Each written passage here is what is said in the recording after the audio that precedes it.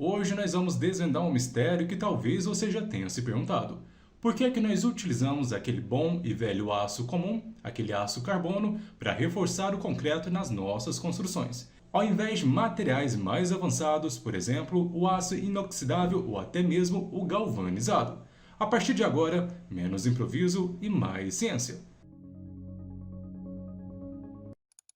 Olá, seja muito bem-vindo ao canal Estruturas e BIM. Sou o engenheiro e professor Pedro Rodrigues e você já tinha parado para pensar nessa questão?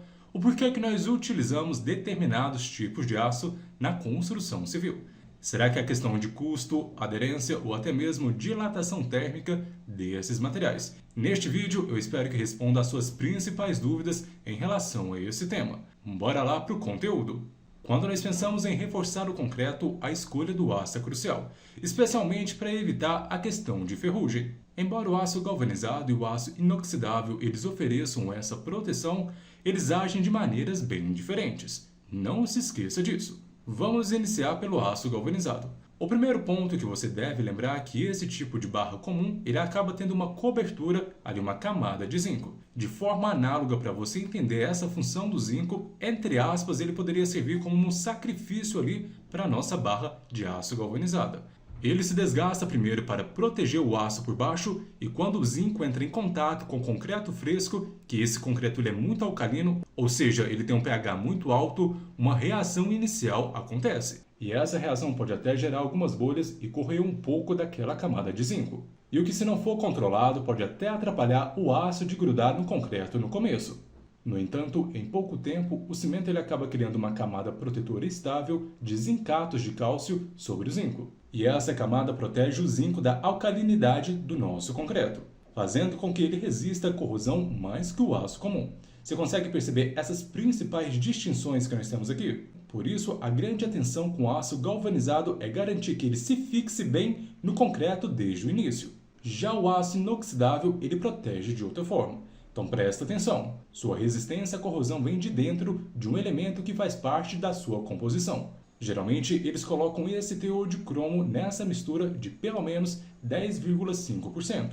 E o cromo aqui, pessoal, em contato com o oxigênio, ele acaba criando uma camada protetora fina e invisível de óxido de cromo na superfície do metal. E essa camada se refaz sozinha caso ela venha sofrer algum tipo de danificação e ela é muito estável em ambientes alcalinos, como no concreto. Como nós temos a adição de cromo nesse material, ele não reage de forma prejudicial com os componentes do cimento.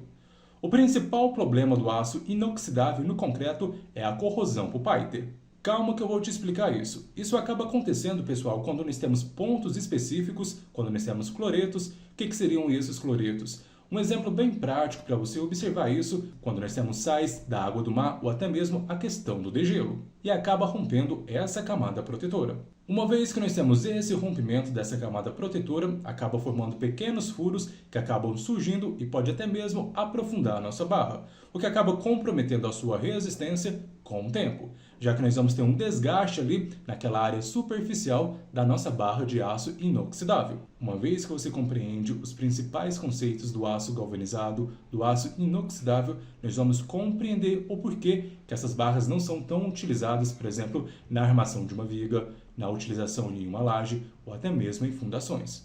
Te desejo uma boa aula. Por que não usamos o aço inoxidável no concreto armado? Você já tinha feito essa reflexão? Agora que entendemos como esses aços funcionam, fica mais fácil de compreender o porquê o aço inoxidável, apesar de uma resistência espetacular, não é a escolha padrão nas nossas construções.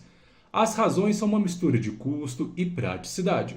Essa é a principal razão e mais óbvia que vem na cabeça. O custo do aço inoxidável é o grande vilão aqui, já que nós vamos ter ingredientes mais caros.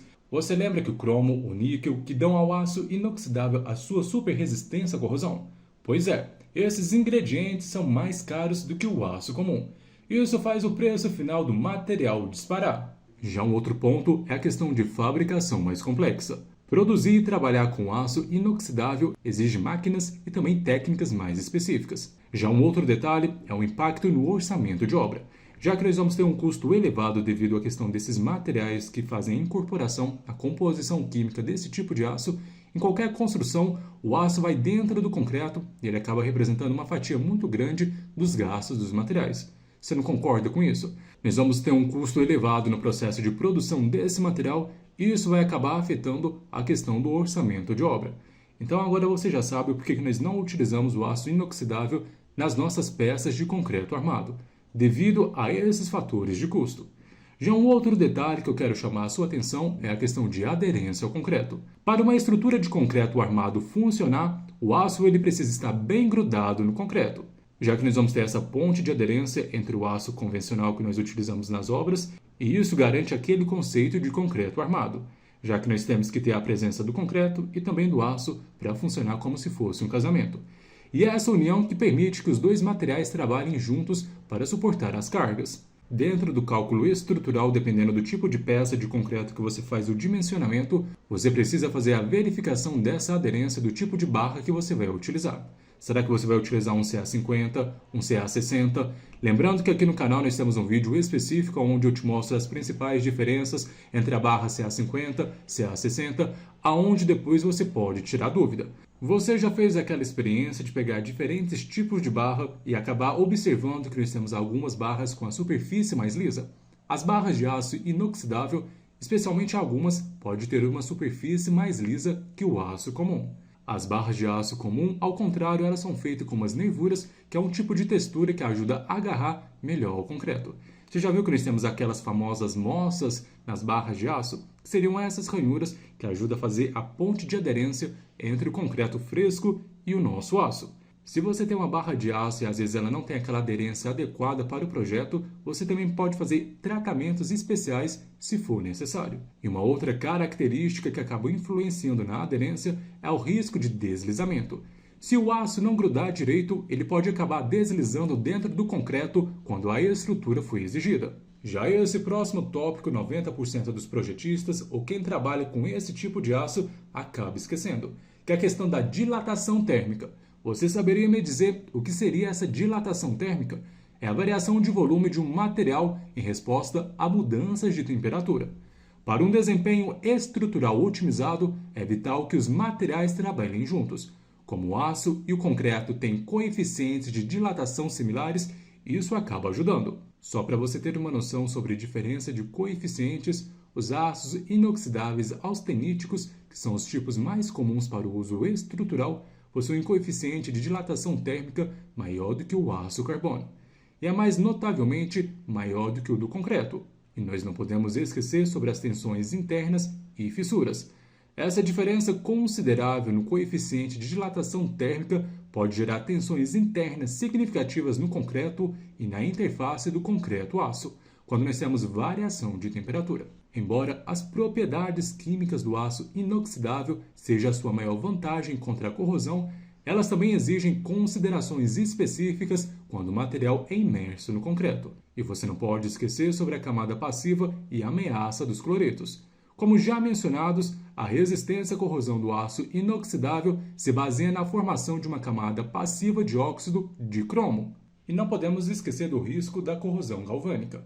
Um ponto crítico em projetos considera um aço inoxidável é a corrosão galvânica. Se houver a utilização de aço carbono e aço inoxidável na mesma estrutura e elas estiverem em contato elétrico dentro do concreto, o aço carbono, sendo um metal menos nobre, ele atua como anodo. Isso significa que ele vai entrar em um processo de corrosão preferencialmente e de forma acelerada para proteger o nosso aço inoxidável. Projetos que consideram mistura de materiais exigem um planejamento e execução extremamente meticulosos para evitar qualquer tipo de contato elétrico indesejado. Agora você já sabe o motivo porque nós não utilizamos o aço inoxidável dentro das nossas estruturas de concreto. É devido à questão da aderência, a questão das suas propriedades químicas, a questão do seu custo. Isso acaba afetando muito a questão da qualidade da nossa peça de concreto armado. E lembrando que nós temos que ter uma solução mais viável quando nós temos estruturas robustas ou com uma alta quantidade de aço, ou dependendo do porte da obra, a gente vai precisar de muito aço. E o aço inoxidável ele não acaba tendo um custo-benefício nesse tipo de situação.